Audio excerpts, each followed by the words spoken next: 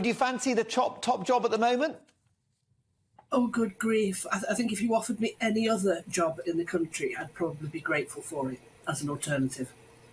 Definitely, but you've had your battles at local government level. Can you relate to what Liz Truss is going through? And if so, what would your message be to her? Well, I can and I can't relate to it. I mean, I guess that, being Prime Minister isn't something you get to practice very much before it actually happens to you. True. But surely, in a political career, you've worked out that one of the most important things that any politician does is communicate. And communication skills are poor. I mean, I've been listening to the rest of the programme, and it's really interesting, the alternative view from the papers. But actually, surely it's the Prime Minister that should have been conveying that information, not GB. Indeed. Do you think the issue for Liz Truss is one of presentation? Is it her style of oratory, or is there a deeper problem, do you think? I mean, certainly the radio interviews that she did earlier this week were painful to listen to. She clearly wasn't briefed well. I mean, when she was in Lancashire, raising the subject of fracking and saying we're only going to do it where the community is supportive of it. I mean, she clearly has never been to Lancashire and discussed fracking with them before, because there will be no community there that says we'd love to have a bit of fracking. And it was clear that she just wasn't on top of her brief. Mm. And what about her character? Do you think she's got the backbone, the thick skin to get through this crisis? I guess one of the things that worries me is kind of the cabinet generally, where my sense is that she's kind of surrounded by like-minded people who will, of course, be supportive of her. But although that feels comfortable, it doesn't really challenge you. It doesn't take you out of that echo chamber and allow you to really think, is this right? When you're surrounded by people that are saying you're doing a wonderful job. It's just that the people out there don't get it. Can she learn on the job? Is that a possibility, Jackie? Do you think she can get this right within the next 2 years? I think that it has been such a poor start for her, and a lot of that is just simply not her fault, that it is going to be incredibly difficult for her to recover from it. Again, one of the things that comes across for me very much is, kind of talking about the state of the country from the budget forward. But actually, there's not even any recognition there about the concerns that people had even prior to the budget.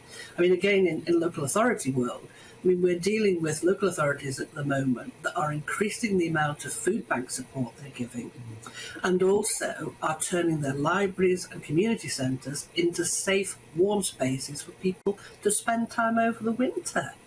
I mean, if that isn't a crisis, I don't know what is. And what was your verdict of Keir Starmer's keynote speech at Labour Party conference, if you caught some of it?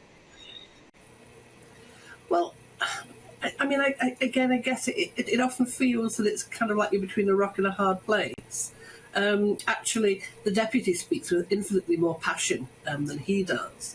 And if you're comparing, Liz Truss to him, it's kind of like they're almost two sides of one coin. They don't present well at all. They don't give you any sense that they understand what it might be like for the average person in the street. I'm not saying that's me.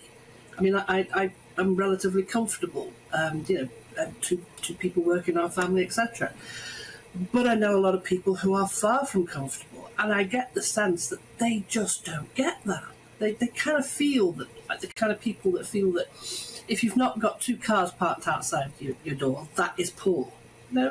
And we're talking about people in rural areas that can't even afford a bus, even if there was one.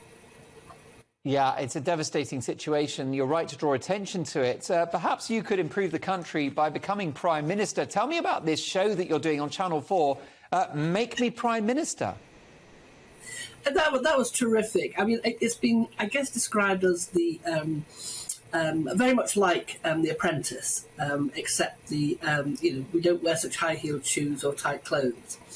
And it's kind of like we have a weekly task that we have to perform, a policy that we have to deliver to the country, a policy we have to sell to the community. And then we are appraised by Baroness Varsi and Alistair Campbell. And with Alistair Campbell, as you're sitting there thinking, do you know, I think I've done okay here. And in 3 words, you realise you're an idiot. Yeah, talk about a tough crowd.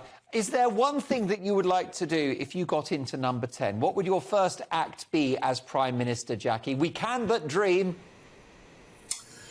OK, well, I'm kind of assuming that everything else has been sorted, of course.